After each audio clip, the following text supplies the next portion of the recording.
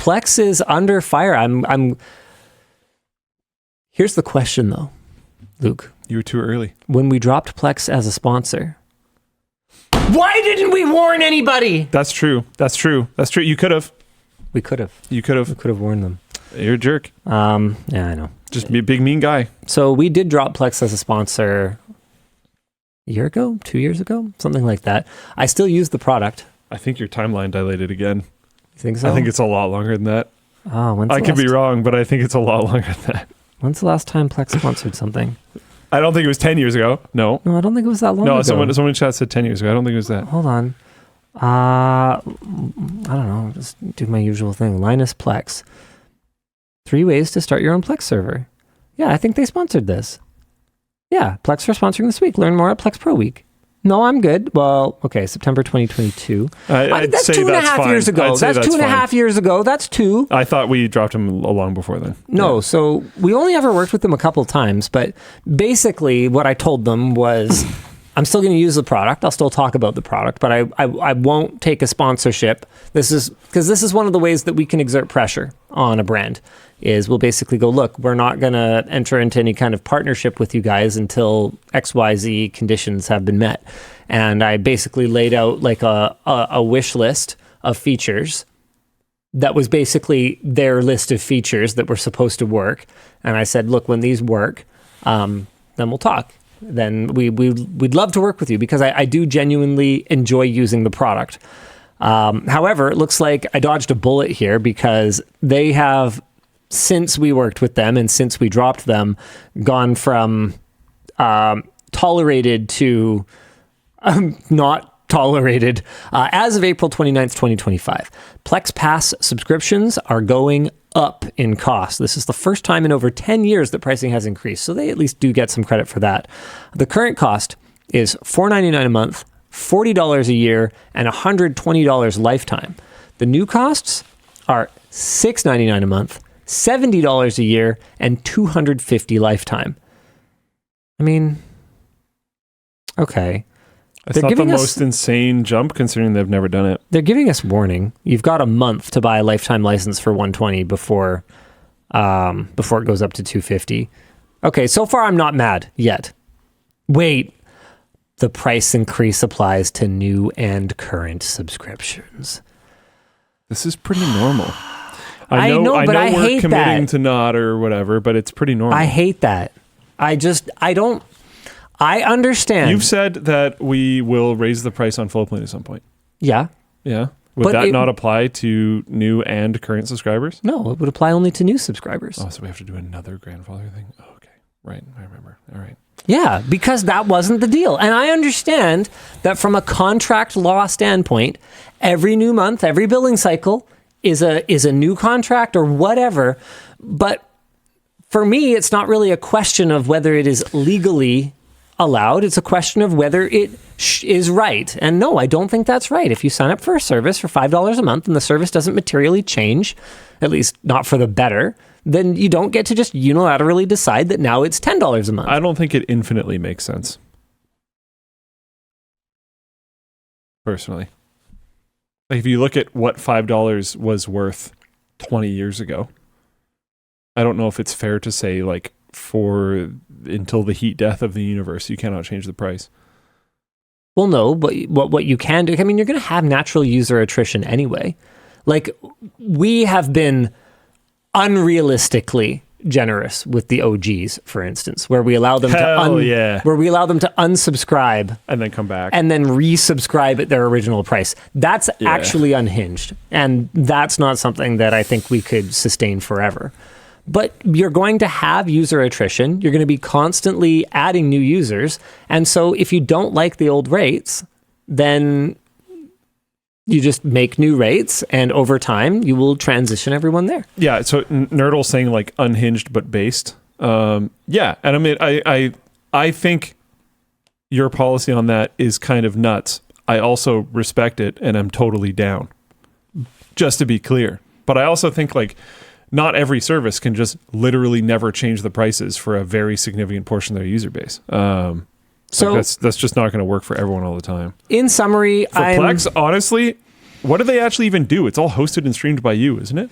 Well, there is the lower quality version where it has the like if you don't have your firewall configured properly or whatever. I think they do relay some data in those cases. All right. I forget what else they actually do that touches their servers. I don't think it's much though. Unless you are streaming their freemium stuff. Glimmer D said, I actually tried to change from the OG $3 tier to the $5 tier on purpose and it wouldn't let me. Get owned. I will not fix that. You have to pay $3. Okay, you're not allowed. But this is a long paragraph, or this is a long topic. So I'm sure we're going to get to some stuff that we're mad about. Overall, I'm not that mad about this. It's no different from any of the rest of the industry, and the fact that they're only finally increasing their pricing now, honestly, pretty cool. All right. The exception is lifetime Plex Pass holders. If you have a lifetime Plex Pass, then your prices don't go up, and you can still obtain that until April 29th. However, there are a few other changes coming with the price hikes. Remote playback for personal media for free is going away? No way. Hold on a second. Are they talking like with their relay, or are they talking at all? Because if it's my bandwidth, how could you possibly tell me that you need to charge me for it? Well, okay, but what is this saying? Like, if the server/library you have access to does not have a Plex Pass subscription, you can pay for remote playback. Sorry, what? Doesn't that make sense, though? Does not have a Plex Pass subscription. Hold on a second. What? I don't know how the monetization for Plex works, so I don't really know. There's free Plex? I didn't even know that there was free Plex. I thought there was only free Plex if it was ad supported. Okay. I don't know how it works. I'm on free Plex. Okay. You can't like Chromecast from your phone, but you can also like Chromecast from your phone. There's a few features that are locked behind it, but I have remote playback. I set up my IP configuration incorrectly, so when I want to watch it in the living room, I have to technically do remote playback. I don't know. So what I would have to do is I have to get a Plex Pass subscription for my Plex server, and then I could, let my parents watch it or watch it from the living room, that sort of thing. Right. Of course, you would never let your parents watch media that they didn't physically. No, I mean like in my living room. Hold. Yeah. They would come there. Although it's technically 100%. That a rebroadcasting license. I have done none of these things. Yeah, I don't know what you're talking about. Just theoretical, yeah. Theoretically. Yeah. In Minecraft. Yeah, Redstone Plex server. Okay, so I can see why people are kind of mad about that. Uh-oh. Am I about to hot take something again? Let's go. We need more of them this stream. We only had like 5 or something. I mean... We need more. Plex... Pump it up. Plex can be a broken, shitty product sometimes. Like I recently tried to use the download feature again, and it still is broken. But like if you want a free version of Plex, then use Jellyfin. And if you don't want the free version, like if you don't want to jump through those hoops, then I don't know that they're actually asking an entirely unreasonable amount of money for what Plex does, especially if you snag a lifetime Plex Pass subscription now. So Jellyfin doesn't have like apps and things. Plex is nice because it's got apps and stuff. Then pay for it. Yeah. Like it's kind of it's not like, this isn't food. It's not shelter. It's not clean drinking water. This is a luxury product that realistically, let's be real talk right now, that realistically for a lifetime pass, if you were actually paying for your media, would be covered in like 6 movies. Which you are. Which of course you do pay for your media. You definitely are. Everyone is. Everybody. So just like, okay. Okay, maybe there's going to be some more stuff that like gets me, but I don't think this gets me yet. Plex thinking you should pay for their software. Especially because I suspect an enterprising smart individual will find a way to just hit a local target and then like VLC into that remotely anyway. Like this just seems like the kind of thing where if you're clever enough, you could probably work around it. Absolutely. And like that's the thing is you're effectively in a variety of ways. You're paying yourself, not paying for Plex to do your workaround, or you could just pay them to not do it. Like that's the whole. Do you do a video on that? No, I don't think so. Not that interesting. Yeah, I just don't think it's that interesting. I think it's pretty niche. Yeah. Okay. All right. Let's see if the next thing's going to get me. Remote playback with hold on. Remote playback for free is going away. If you have a Plex pass for your server, you and anyone with access to that server can stream remotely. Okay.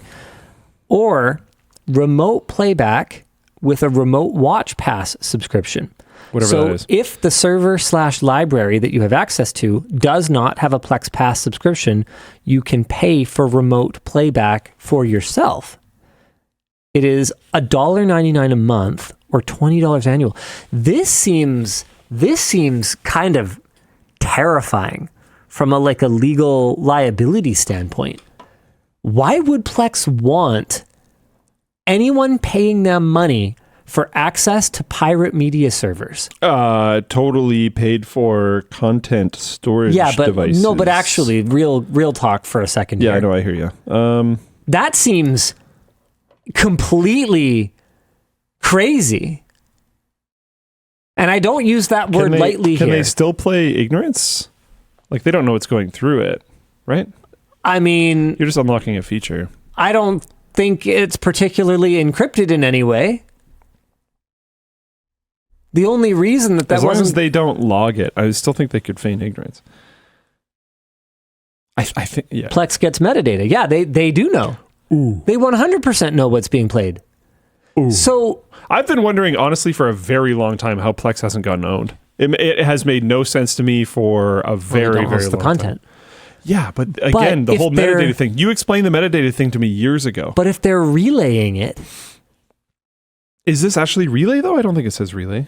Well, if the person... So here's a hypothetical scenario. And guys, correct me if I'm wrong here. But what it sounds like to me is if this is my Plex server and I do not own a Plex pass because I just use it at home and I don't care, or I have my janky set up, to remotely access it or whatever, right? Okay, I'm using Parsec on my phone.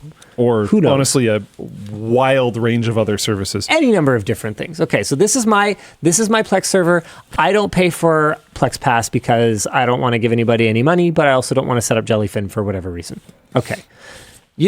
That's your computer. That's Luke's computer. Yep. Beautiful. Lovely computer. It's even the right color. LTTstore.com.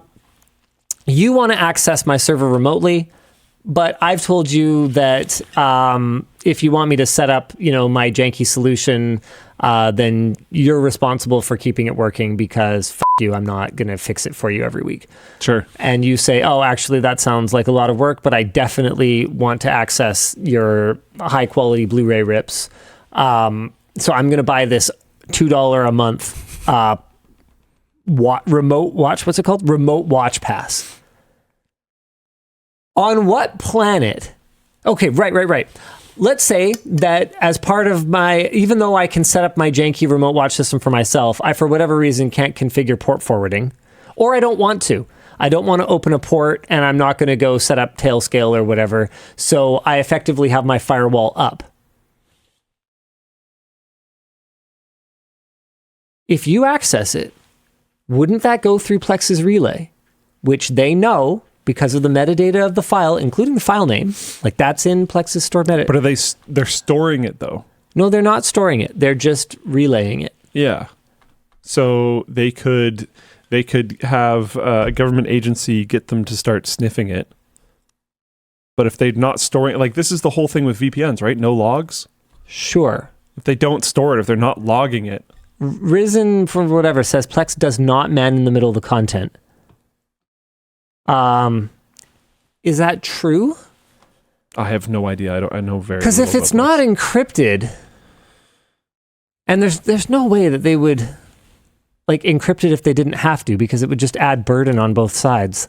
And the only my understanding was the only reason that it didn't have to be encrypted was because there's no one to kind of send a DMCA to, right? Like if you download through your, it would go through your ISP or whatever. Yeah, what does that stream look like?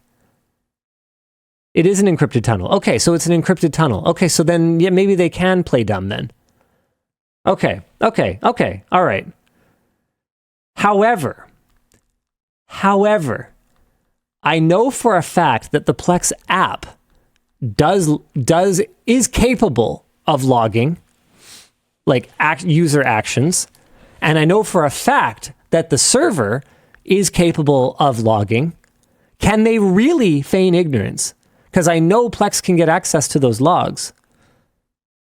Although I'm trying to think, because I have gotten support from them in the past, and I did have to send them stuff once we got past a certain level.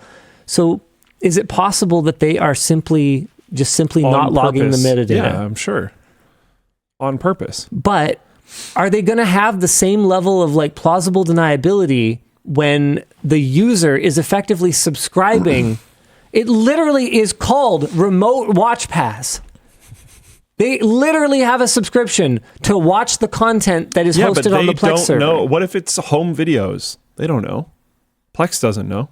They know, but they don't legally know, as far as my understanding goes. I assume it has to be that way, or else they would just be deleted. Oh, Risen from the Ashes goes, Plex absolutely has the metadata because they have the community friends feature that's tracking what you and your friends watch, and it even syncs between devices. No, they 100% have it.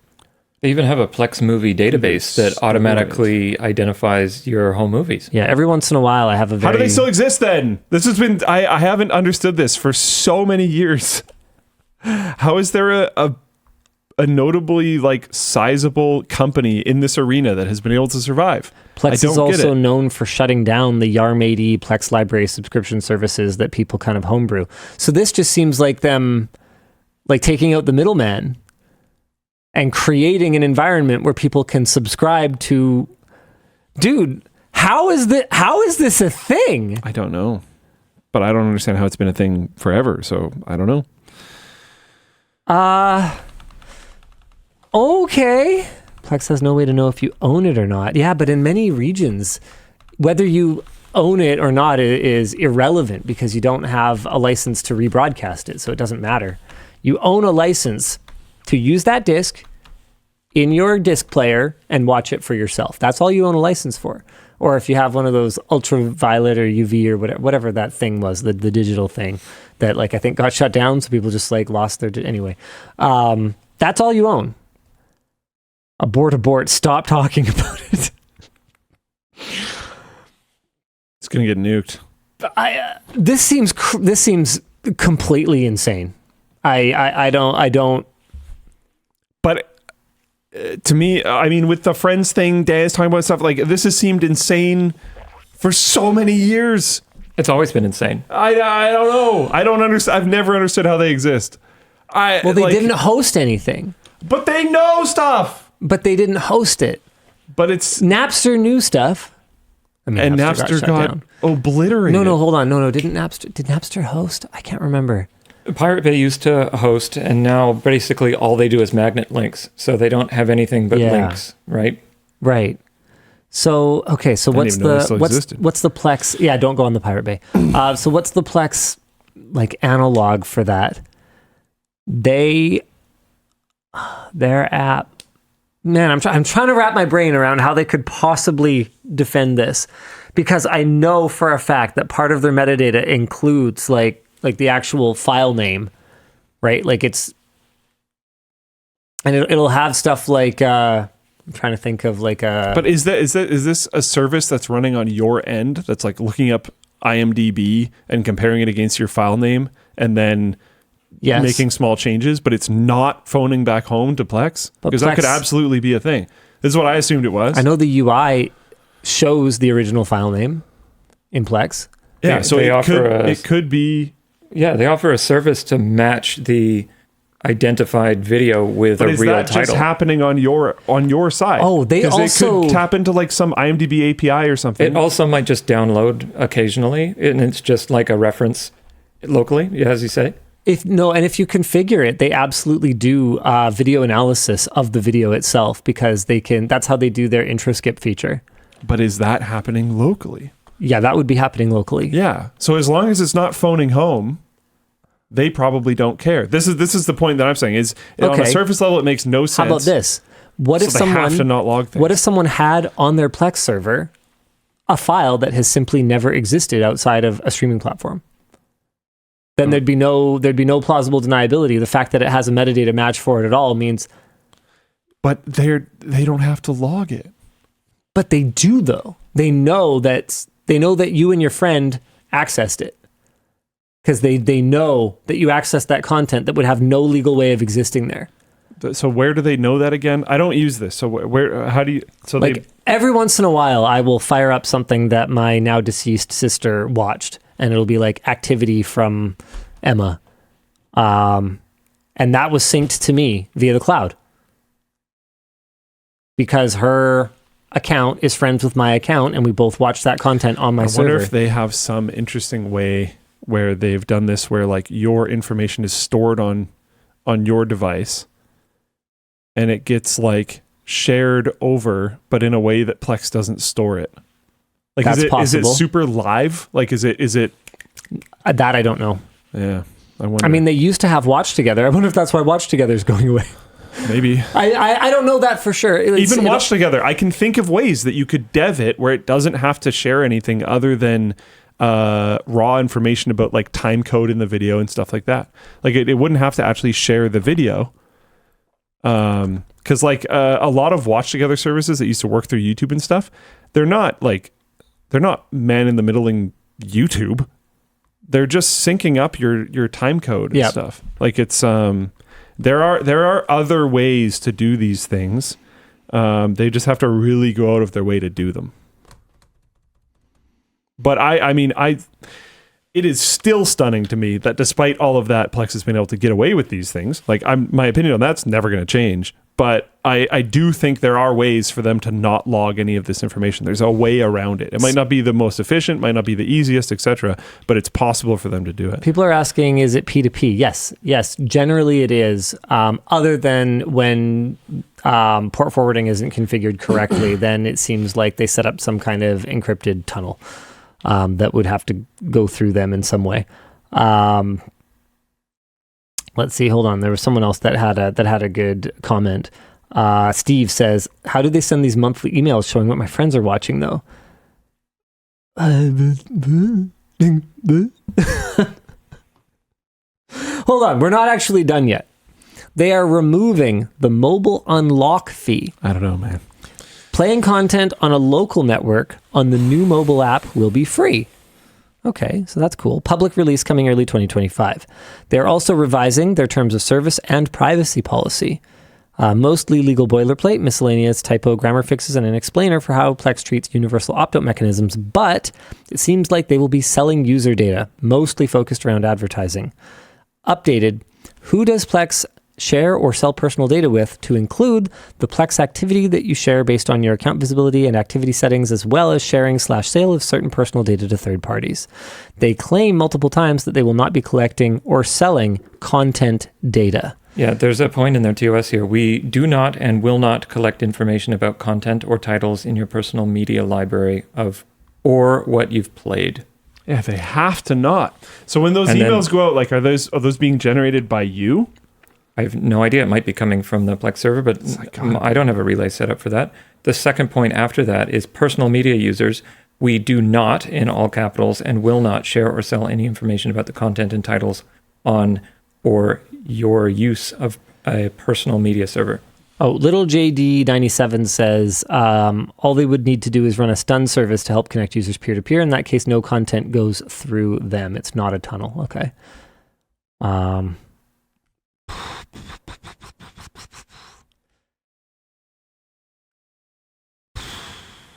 Man, I mean, good luck, Plex.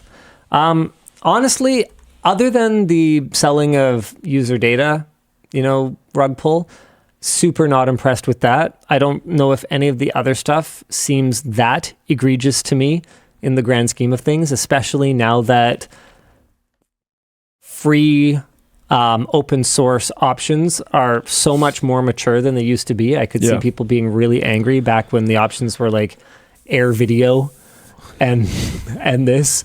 I could see people being really upset about it. As it is now, at least if you are upset about it, you absolutely have valid options that you can jump to. So I would say that would be the way to show Plex your dissatisfaction, is to vote with your wallet. Or if you are committed to Plex and you don't want to learn to use anything else, I'd say now is a good time to pick up the lifetime Plex Pass, because the new subscription rates are not great. Not going to lie. And I do think that the value is still there, even if their functionality is pretty broken a lot of the time. Like I think I talked last week about how I tried to prep some episodes of a show, and I tried to download a whole season, and like 1 or 2 of the episodes failed, and there was no way to retry just those episodes. I had to delete everything I had already downloaded. And then reattempt it. And then that reattempt completely failed. It's like, okay, great.